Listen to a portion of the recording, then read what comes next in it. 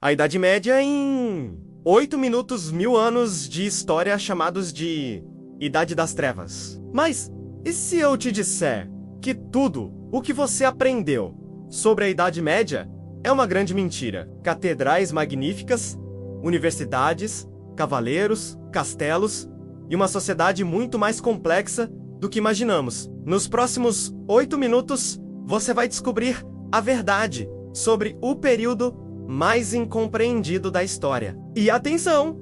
No final vou revelar como essa época criou o sistema que ainda controla nossas vidas hoje. Preparado? Então, vamos lá! A Idade Média começa oficialmente em 476, com a queda do Império Romano do Ocidente, e termina em 1492, com a descoberta da América. Embora alguns historiadores marquem seu fim em 1453, com a queda de Constantinopla. Curiosamente, 1453 é também o ano em que Gutenberg inventa a imprensa e termina a Guerra dos 100 Anos, que na verdade durou 116 anos entre França e Inglaterra. Mas aqui está o primeiro segredo que não te contaram.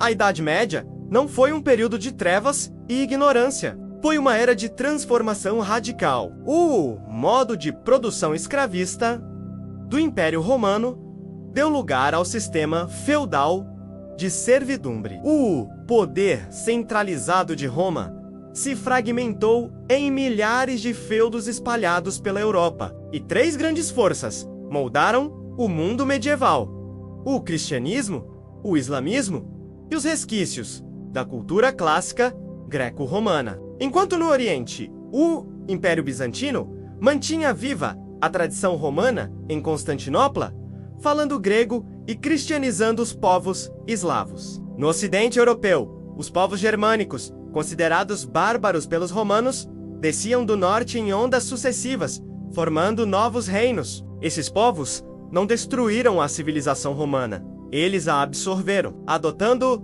o direito romano e o cristianismo como religião oficial. Agora, preste atenção, porque aqui a história fica interessante. Em 620, na Meca, surge Maomé, criando o islamismo. Quando ele morre em 632, toda a Península Arábica já era muçulmana. Seus sucessores, os califas, iniciam uma expansão militar impressionante que vai da Península Ibérica até a Índia. Os muçulmanos dominam o Mediterrâneo, e para muitos historiadores é este momento, não a queda de Roma, que marca o verdadeiro início da Idade Média.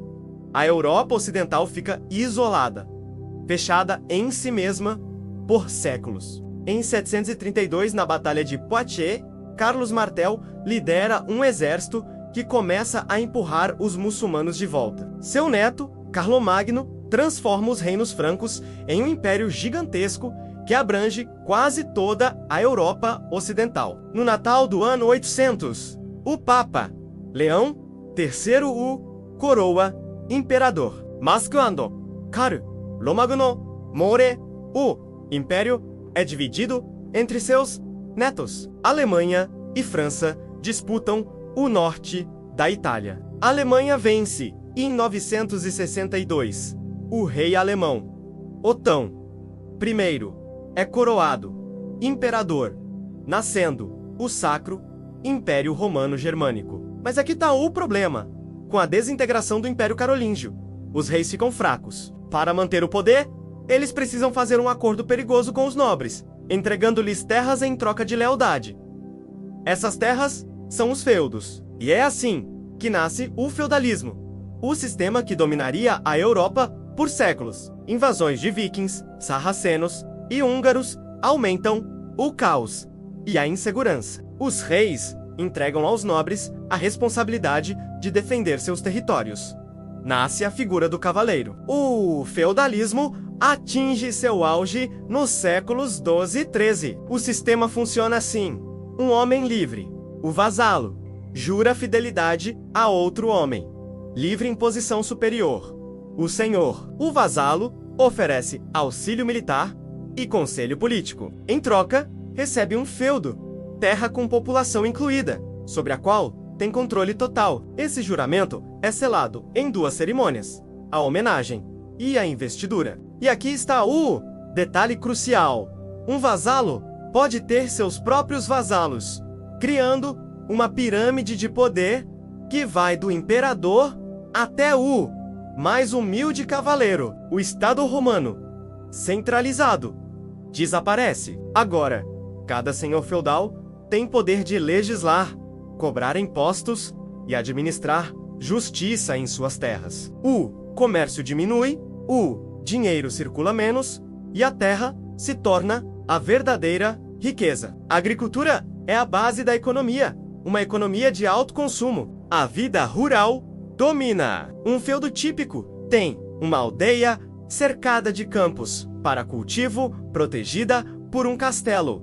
O burgo. Em volta desses burgos surgem as grandes cidades medievais. Os habitantes dessas cidades nascentes são chamados de burgueses. Sim, é aqui que nasce o termo que usamos até hoje. E agora vem a parte que destrói completamente o mito da Idade das Trevas. Nessas cidades medievais são erguidas as catedrais góticas mais extraordinárias que a humanidade já construiu.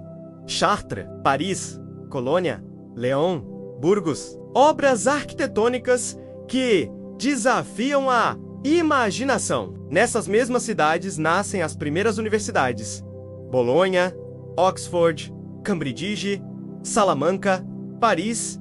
Nelas se ensinavam as 7 artes liberais: o trivium, com gramática, lógica e retórica, e o quadrivium, com geometria, astronomia, aritmética e música. Havia também cursos especializados em direito, medicina, teologia e filosofia. A filosofia dominante era a de Aristóteles, cujos textos haviam chegado à Europa através dos centros de ensino árabes. Santo Tomás de Aquino se torna o maior representante da escolástica, a filosofia medieval que tentava sistematizar a visão cristã do mundo em termos aristotélicos. E tem mais: os mosteiros são verdadeiras ilhas de civilização, não apenas centros espirituais, mas também agrícolas, tecnológicos e culturais. Foram os monges que introduziram a técnica de desmatamento organizado, que inventaram a cerveja de qualidade, remédios naturais, e principalmente foram eles que copiaram